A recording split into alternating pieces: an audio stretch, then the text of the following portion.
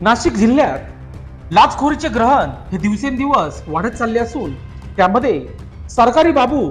काळी कमाई करण्यात मग्न असल्याचे चित्र पाहायला मिळत आहे. दिनांक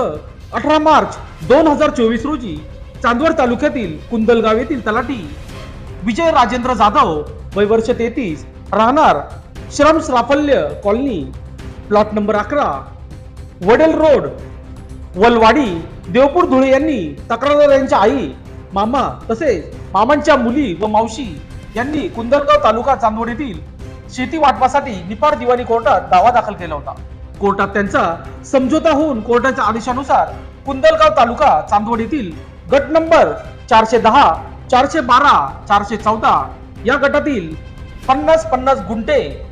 जमिनीवर तक्रारदाराच्या आई तसेच त्यांचे मामा व इतर नातेवाईक यांच्या नावाची